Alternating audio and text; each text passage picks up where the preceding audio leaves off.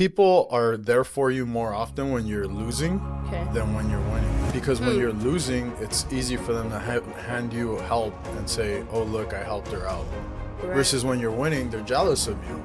So you have to be careful who you celebrate your wins with. I think I started questioning my business more than anything.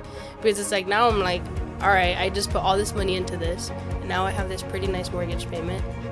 Like, do I actually have the business I believe I have, or was it like a luck streak? You're always going to wonder, what if I took that opportunity? Right? And so you're always going to have this doubt when you're here, and you're going to be like, you're going to look at everything that they're doing, and because social media only posts the good stuff, you're going to look at what they're doing, and you're always going to be like, damn, I could have been a part of that. And the thing is, like, if you give a fuck about the human, like, you end up making the money. Yeah. But, like, you got to care about the human first. Right. Do you want to start with T, or you want to start with your experience as a homeowner? We could start with T. Dude, why is your old office hate me so much? Because you do more business than them.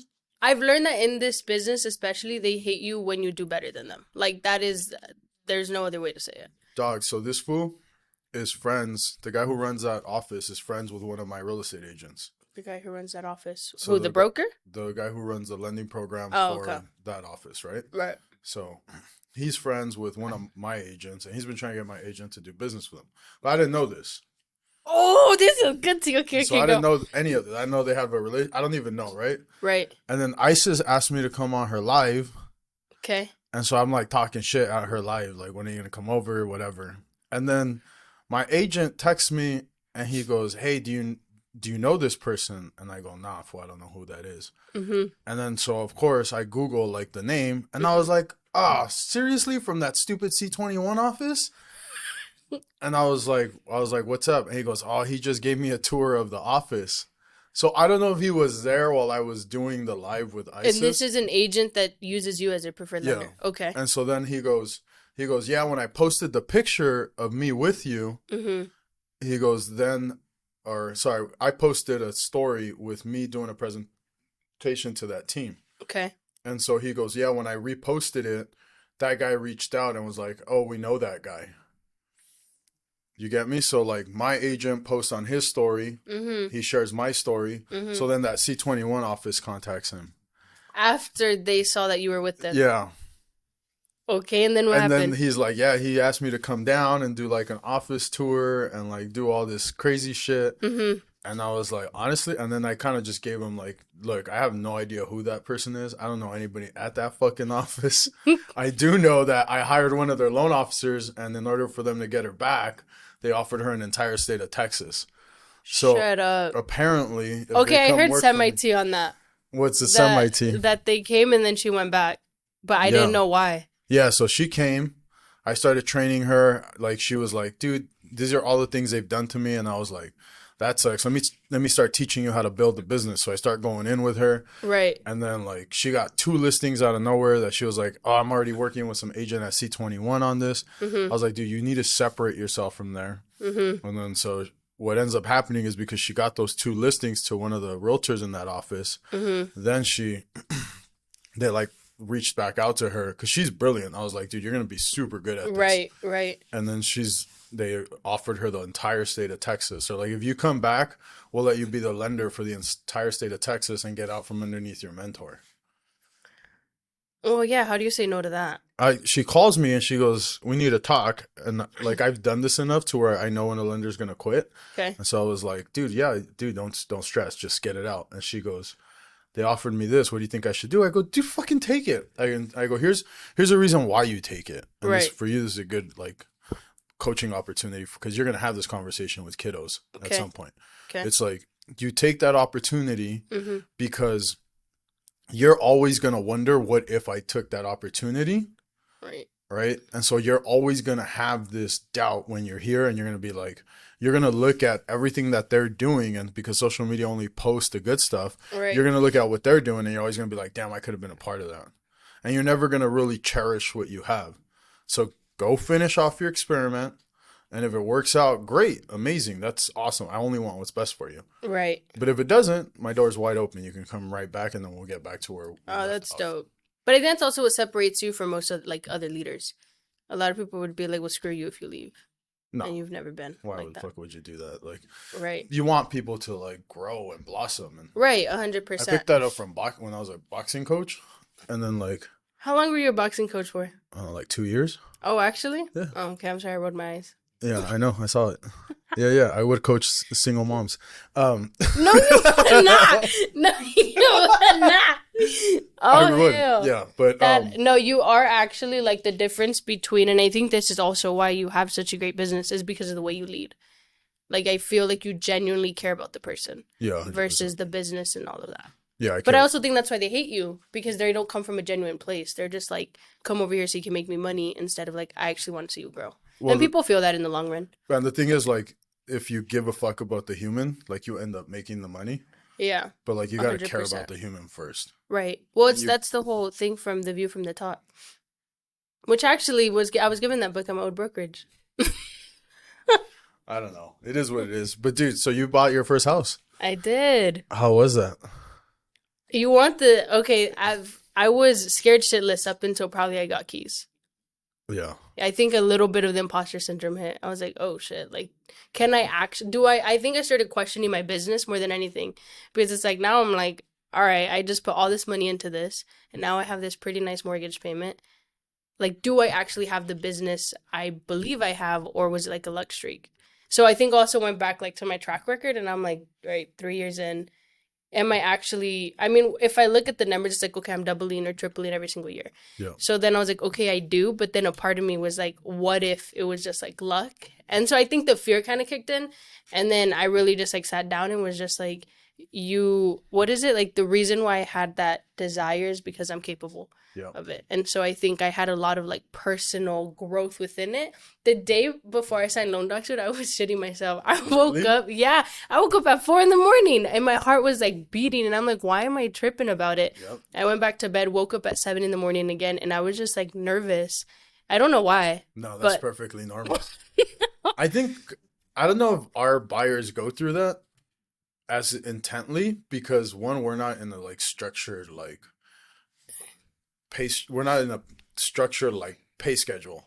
So that's what the hard part is. Like, fuck, am I really going to make X amount, 10 grand, 20 grand, 30 grand, 40 grand, whatever, every month? Or is like, all of a sudden this whole thing going to blow up?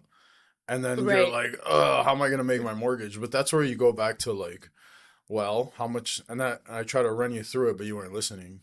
Which was like, how much do you have in reserves? No, the way you went about it was terrible. How much do you have in reserves? Because it was so annoying. That because you're like you were very prepared. You were financially stable. Right. And so then it was like, how much do you have? How much do you have in reserves? Okay. So if you did just 0 transactions, look at how far you can get along. Well, right. That I think too would be like, okay, I could probably make it 2 years if I didn't close another single deal. And I was like, how realistic is it that I don't close another deal? Yeah, it's not. But the way you came at me was like, well, put half your money away. Are you going to feel it? And then you wouldn't give me my mortgage payment. You were just throwing all these tens of thousands of dollars outside of my bank account. I was like, bro, what's my mortgage payment? But anyways. But we got it. We did. Thank you. Kudos to you. Because the builder couldn't. I think that too sent me over the edge, because it was before my final walkthrough at the new build where they're like, yeah, actually you don't have a loan. But I'm so glad it didn't work out. Your house right now is pimping. Dude, just wait. Dude, I got painters in there. I get flooring ripped out today. You know, somebody on TikTok messaged me and was like, hey girl, like, if you don't mind me asking, like, why did you go with the fixer upper as your first house? I said, fixer upper? I was like, this is a little TLC. I was like, damn, all right. But I think the way I probably talked about it. Well, also, you're always posting new builds, so that's why they... Yeah, and I haven't posted the inside. I'm just kind of like, hey, I'm doing this, and like, I'm repainting, doing the floor, all the faucets, bought all new toilets. I was like, I'm not using the toilet somebody else has used for the last 10 years. But now you're actual proof that like, hey, you can do this. Like, I didn't. Yeah, so I think that was also a big thing. The moment I realized it, where I think now I'm like more excited than I was one, when I got keys. I don't know if you noticed, I was so overwhelmed. Like, I was kind of overstimulated because I was like, why am I getting so much love? So that felt nice. And then that like I thought you were nervous because I saw the Wendy's on the counter. I was bent and lost way before that. I was bent and lost. So that was just like, okay, cool. Like, I don't know. It felt nice to have people there. And then my cleaning party. I call it a cleaning party, but we were just all there, and seeing that everybody took time out of their day to like show up and do stuff that isn't fun, like cleaning windows and cutting trees and like people, I don't know, that meant a lot.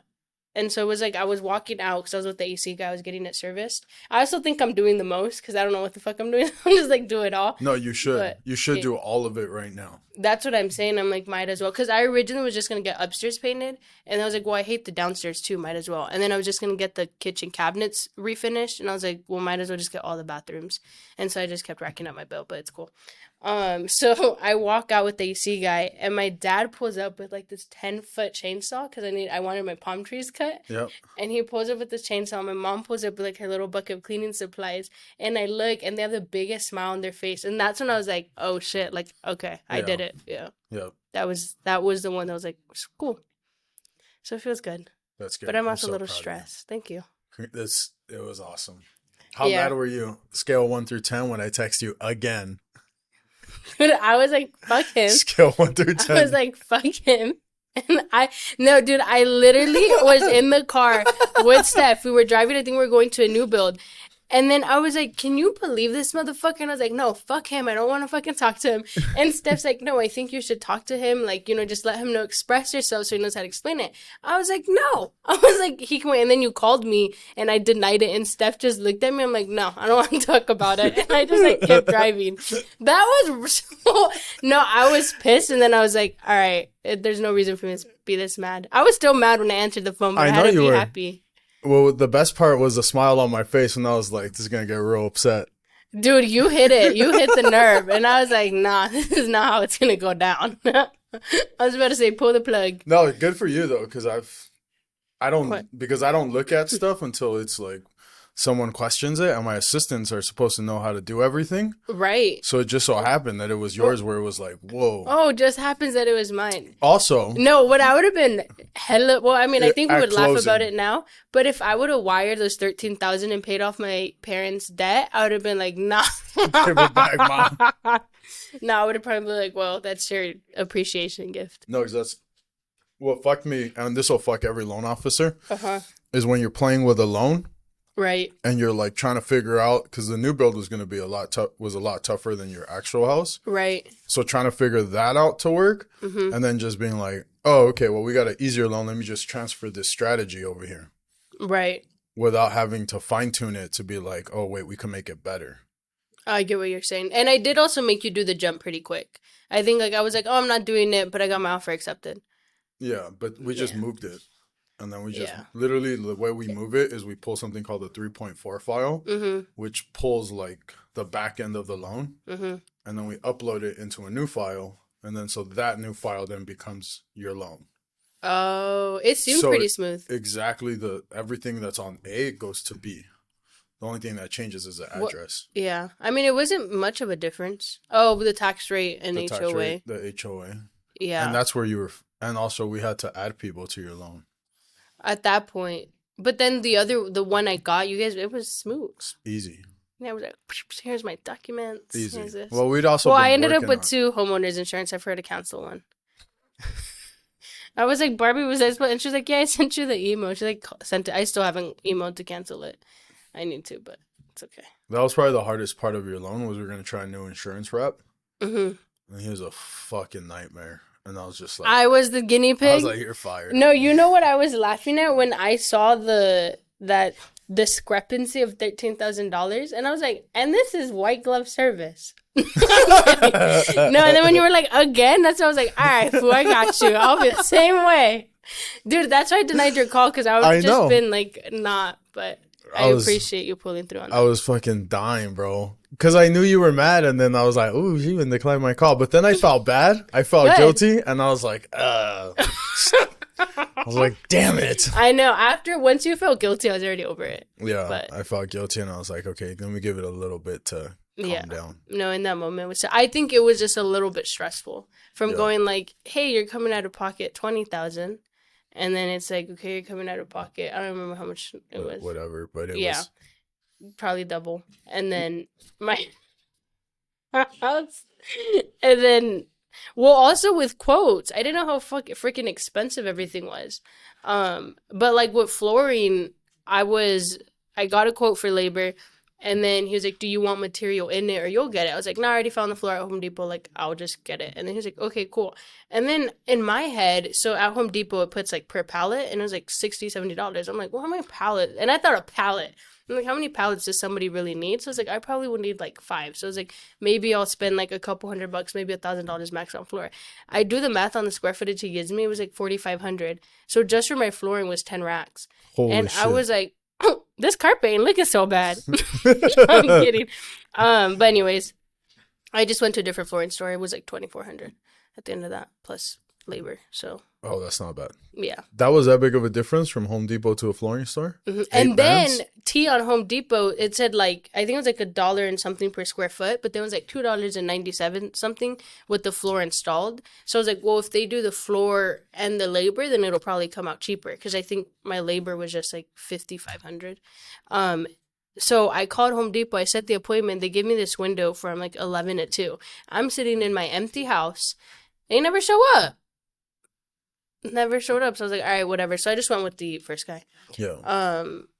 Yeah. So I think what did surprise me is how much little stuff inspectors actually miss. Like, it's not huge things, but like once you start taking things out, you realize it. Like, just changing my faucets, they were like all the bathroom sinks were clogged.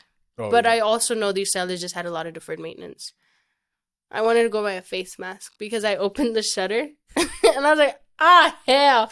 I closed it. I was like, I'm not ready for that. I need a drink. It's good. No, but it's good that you're doing everything now, because now you're going to have like a brand new house when you walk in. Yeah, but it's like stressing like my parents out. Like my dad says, like, con tiempo, like take your time. You don't need to rush it. And I'm like, dude, I will not be able to enjoy it until it's all done. Yeah. Like even my pool guy was like, your pool pump's fine, but it's probably going to give out in like 6 months. So you got to fix it. Yeah. So I was like, well, then just change it. Like, I'm not going to be swimming during spring and then say, oh, my pool pump's broken, guys. Sorry, guys. Yeah. Like, well, I know, Kevin went on.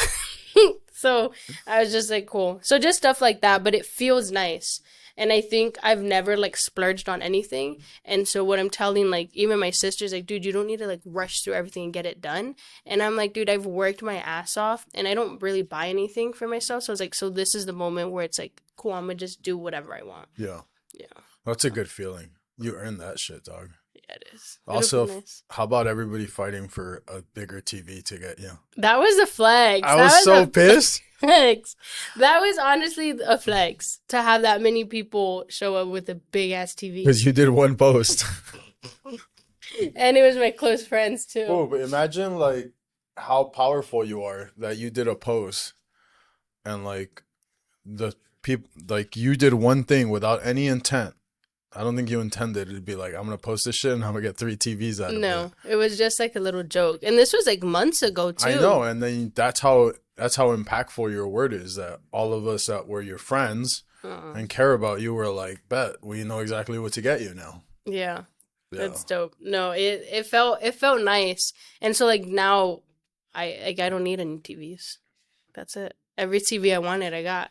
Yeah. So if anyone wants my Gucci belt, feel free. That's it. That's going to hit.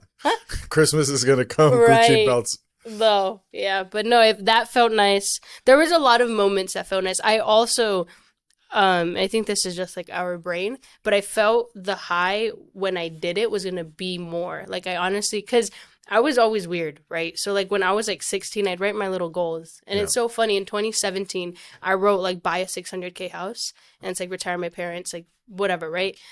And then I saw it. I was cleaning my drawers out or something. I don't know. But I ended up seeing it. And I'm like, holy shit. I didn't buy 600. I was like, what is that? 45,000 less. And so I was like, that's kind of cool. Yeah. But I think until I got keys, I was kind of just like in this weird like, can I really do this? Yeah. It didn't really hit yet. So it was interesting to see how like I felt. Like I thought it was going to be like, oh my gosh, everyone's like, Angelica, you bought a house. And everybody did. But I think the people I expected it from, I didn't get it, which that kind of sucked. But they did. They just didn't do it with words. No. I'm not talking about, I know what you're talking about. like people that I thought were in my inner circle, like didn't say anything. Oh, But like I knew friends? they saw it. Yeah. But that's because they're jealous. I know, but like, why, homie? Like, we could have a cool pool party. No, because you got to understand that you just put a metric on them. It's like this. I have buddies who like splurge on their partners. Okay. But like if your buddy, like if my buddy buys his girl a Cadillac Escalade, every other guy is looking at that like, you motherfucker. Because now their wives are looking like, fuck. Now we're all in this position where it's like, he just outdid us. But like, why do you? And so like all your friends are looking at you like, oh, she just bought a house. She's 23. And they're struggling to get $23 of gas in their car. I didn't think of it like that. And you're like, that's sad. I got this house. I'm fucking putting new flooring. I'm fucking doing this. I'm doing that. You're living their life that they can't even fathom. And in their thought process, like you just showed them that they're not living life at the level that they should be. And it's not your fault. It's their fault. But that's why you end up leaving friends behind. And it's unfortunate, but you end up like scaling to friends that meet at your level. Like, that's true. Because then the friends that you want are the friends that like are in it with you, and then they're like, dude, I'm so fucking pumped, fuck yeah, let's go. Yeah. Versus like all the people that you kind of grow up with, they're looking at you like, fuck, can you believe it? She got a fucking house. Like, yeah. Oh, well, she's in real estate, of course she got a house. Well, that's what she does. She probably got everything for free. Like, not knowing how hard you've grinded and like the pains you went through to get there. Right. And that's just natural. It's just innate in them. Well, you made it, the way you made it sound, I have empathy for them. Well, you should. Yeah. But at the same token, like, don't feel bad, and don't feel bad that they didn't acknowledge you. Don't feel bad? Nah, like. Oh, yeah, I don't care. Because, dude, some of my clients called me. That was so sweet. Yeah. They'd be like, you bought a house. Congrats. They're like, I want to take you a gift. I'm like, dude, that's, like, so sweet. Yeah. Like, it felt kind of cool to, like, know. And people are there for you more often when you're losing than when you're winning. Because when you're losing, it's easy for them to hand you help and say, oh, look, I helped her out. And so there's like a flex on it. Right. Versus when you're winning, they're jealous of you.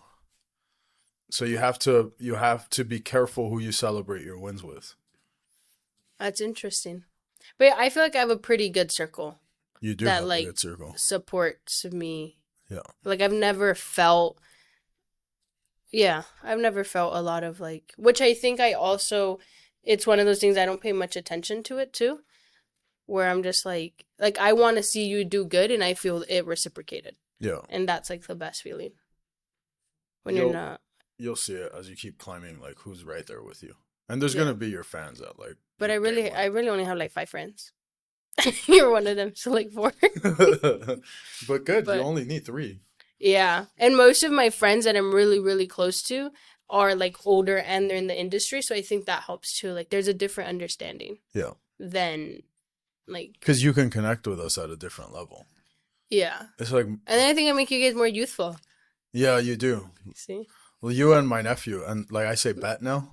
And that's now my homies that are in their, because I was always you, where all my friends were old. Okay. Right? Like all my friends were way older than me, and I was always like the young buck, like that who they took underneath their wing and they were like super excited to bring up. Right. And then now I'm the old guy looking at the younger people like, let's bring you up. Yeah. That's probably why I'm so giving. Holy shit. That just clicked. Because men have always been generous with their time with me. Yeah. And you are. And so now that I talk to you and my nephew almost every day pretty much, I say stuff and now I hear them saying stuff. Like one guy says, say less all the time. He goes, like you say less. Yeah. Well, before I got into real estate, I would like do whatever. I would speak the way we speak and my boss would like catch on to it. And they would think it's the funniest thing. And like in our sales meetings, they would like talk like that. I'd be like, that's right. I'm a trendsetter. Yeah. Bet, say less. There's still some stuff. I don't even know them until I say them. I think it's just natural. It's just my vocabulary. Yeah. But my little sisters, she's 13, theirs is different. Every generation is. Oof. No, I can't call her out. Never mind. No, actually, I can. Yeah. So she's a freshman. She's 14. And it's like, how cold is it in the morning? It's like 50 degrees at 7 a.m. Chilly. Yeah. And this girl will come out in a little crop top. Trust me, her shirt's already tight. And she'll tie the back to make it tighter and shorter. And I'm like, you got no, where's the dress code? I was like, you got no, but I'm so tired in the morning. I don't even care. I'm just like, girl, all right, let me take you to school. But I'm like, why do you always have to tie your shirts? And then she'll take my shirts and do a knot. And I'm like, you're stretching it with this knot.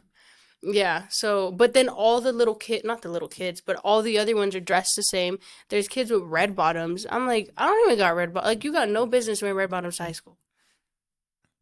It's crazy. I slapped the shit out of my daughter. Well, get ready because that's just what it is. Nope. And then they wear Dude, wear low rise, so their stomachs even out more. Nope. I don't know how it's even allowed. They probably ran out of dress code shirts. Your dad already gave up? Is that his youngest one? Yeah. Oh, no, yeah. She could do no wrong. Yeah, he gave up. He's like, all right, mija, lo que quieras. No, I think we just made him like more and more lenient. He's got how many kids? 4. Yeah, he don't give a fuck anymore. It's like, fuck it. No. He goes, I got one. I got a successful one. No, literally, that's what he always says. Yeah, I was a 6th, super accident. So I know my parents were just like, I said, wait the hell on. Why do they just give up? Mm-hmm. Well, okay, with me, they didn't really care what I did. But I think that's where a lot of my independence comes from. I was never been like told yes or no. I kind of would just do it. And that's good, though, because that's why you blossomed. Because you didn't have anybody there to take care of you.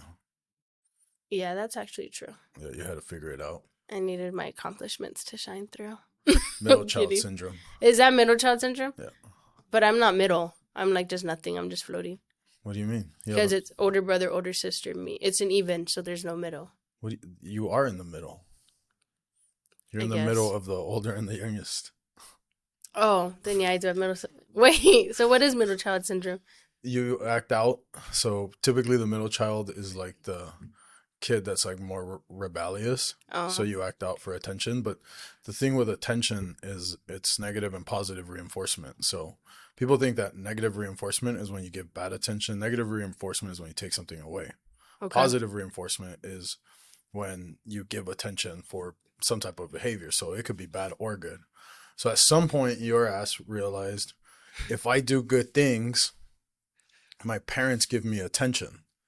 Interesting. And so you probably did something good in school and your parents were like, ay, mi mija, I'm so proud of you. Right. And they fucking made you a carne asada, or they took you to Denny's or whatever. And then you were like, oh, I want more of that. And so then you always wanted to like shine because then that's how your parents gave you attention. These are all assumptions. I don't know if any of this is true. Right. But at some point you found a correlation between you doing outstanding things and your parents giving you more attention. It's like in social media. You figured out, if I post this home tour with this many seconds and this many transitions and this text, right, I'm going to get more views.